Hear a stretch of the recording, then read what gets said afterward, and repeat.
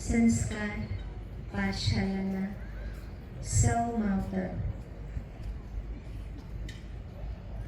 અને આજે આપણે આનંદ મેળો જેને આપણે ફનફેર કહીએ છીએ, દરેકને એક પ્રશ્ન પૂછું છું કે અત્યાર સુધી તમે ભેગા મળીને ઘણું બધું કર્યું છે, આ વખતે જુદું લાગ્યું? તમને શું જુદું લાગ્યું? તમને એવું લાગતું હતું કે અમે પૈસા કમાવા માટે કરીએ છીએ? તમને એવું લાગતું હતું કે ગુરુહરિ તમારી સાથે નિરંતર છે? તમે એકબીજાને આગળ નમી શકતા હતા? તમે ભજન કરતા કરતા સેવા કરી શકતા હતા? તમને થાક લાગ્યો?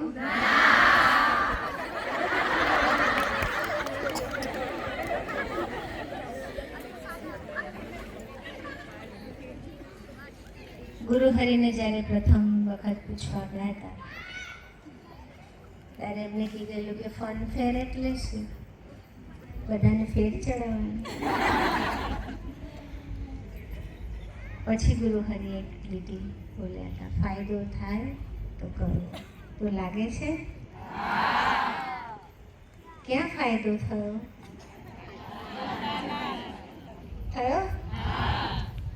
તો ગુરુહરિને આપણને બધાને વર્ષોથી 3 વર્ષ તો થયા એક મેસેજ આપ્યો છે, મિશન ડબલ. તો હવે એની ભાગીદાર બનીશું?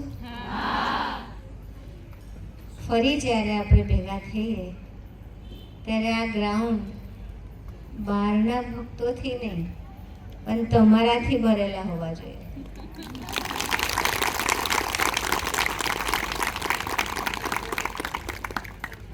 તમારા સભાસના સેન્ટરો, એમાં સંસ્કાર સિંચન સભામાં બાળકો, યુવતી મંડળની સભામાં, શહીદ મંડળની સભામાં અને સહૃદય બહેનોની સભામાં મિશન ડબલની કાર્ય માટે હવેથી જાગવું પડશે. ખાલી સ્વાધ્યાય અને ભજન ઘરે નહીં, પણ જેવી રીતે તમે અક્ષરપત્રી માટે દોડ્યા હતા અને ગુરુહરિને અદ્ભુત આશીર્વચન તમારા દરેકના ઘરમાં મઢાયેલું છે ને? કેટલા સરસ આશીર્વાદ પત્ર છે.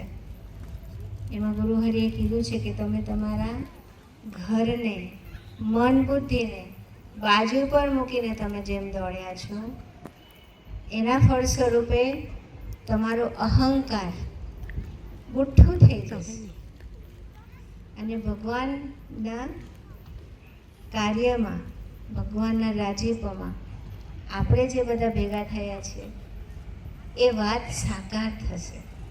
બહુ સરસ આશીર્વાદ છે ગુરુહરિના, આખું પેજ ભરીને છે. એકવાર રોજ વાંચજો બધા સમય કાઢીને કે ગુરુહરિ તો આશીર્વાદ લખી આપ્યા છે, પણ એ આશીર્વાદ પ્રમાણે જીવાય છે? આપણા ઉપર પ્રભુએ ભરોસો મૂક્યો છે, તે ભરોસાને આપણે આપણું જીવન બનાવવું છે ને? હા, એટલા માટે હવે તો આ તમારા લોકોની સેવા ભક્તિથી અને બાળકોની સેવાથી, નિર્દોષ બાળકોની સેવાથી, એ લોકોએ જે સમાજની સેવા કરી છે એના માટે આજે જોરદાર તાળી આપી.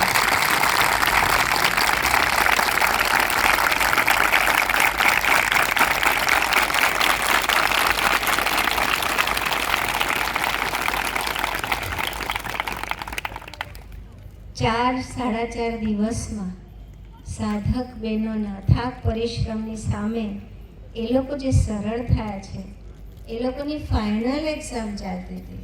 એમાં એક દીકરી મને આજે એવું કહીને ગઈ, કેમ કે એની જ્યારે પ્રેક્ટિસ જોવા માટે હું ગઈ ત્યારે એને મને કીધું કે મને મેથ્સ બિલકુલ નથી આવડતું અને મારો ફાઇનલ એક્ઝામ છે, મને સમજ જ નથી પડતી. આજે આ દાદરા પાસે એને મને કહ્યું કે મેં ખાલી આ પાઠશાલામાં 5 કલાક, 3 કલાક, 1 કલાક પ્રેક્ટિસ કર્યું છે. મારો ભાઈ મારી પર એટલા ગરમ થયા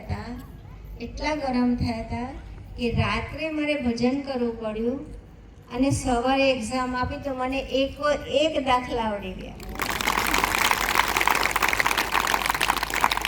ભગવાનના કાર્યમાં નાનાથી માંડીને મોટા અમારા સુધીના જે નિમિત્ત બનશે, મન બુદ્ધિને બાજુ પર મૂકીને જે નિમિત્ત બનશે એને ભગવાન અનુભવ કર્યા વગર રહેવાના જ નથી કે આપણા બળે કશું થતું જ નથી. એટલે તો આપણે પ્રગટ ના કહેવાઈએ છીએ અને વી આર ચોઝન. બરાબર. હવે તમારા ટોપી ઉપર લખાય તું વી આર વન, તો એ બી આપણને અનુભવ કરાવી દીધો. આ મારો સ્ટોલ છે, આ તમારો સ્ટોલ છે, લાગ્યું? વી આર વન હતો. તે આપણે કશું નથી કર્યું, એ અંદરથી ભગવાને ઉગાડ્યું હતું. એ ખાલી 2 દિવસ માટે નથી રાખવું.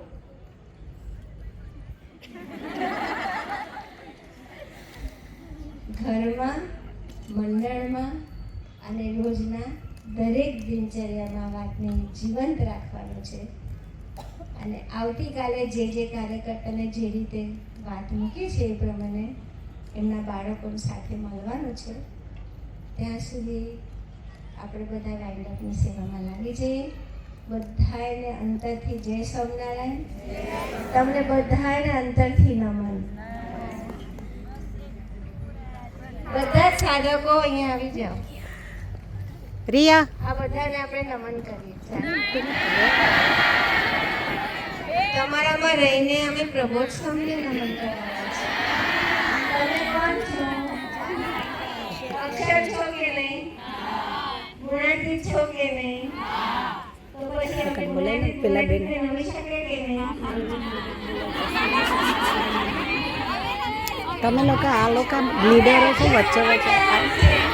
અક્ષર નમન. સાધક લઈને જો ના હોય તો આ વસ્તુ આપણાથી પોસિબલ જ નથી.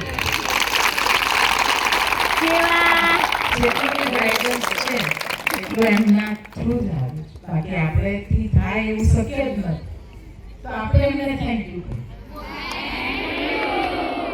એ ગુરુ હરિના આત્મીયતાના એકબીજાના નજીક આવવાના મિશનમાં અમને નિમિત્ત બનાવ્યું.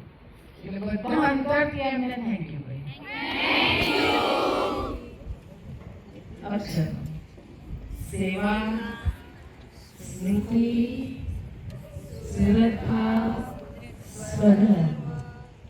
સેવા, સ્મૃતિ, શ્રદ્ધા, સ્વધર્મ. સેવા, સ્મૃતિ, શ્રદ્ધા, સ્વધર્મ.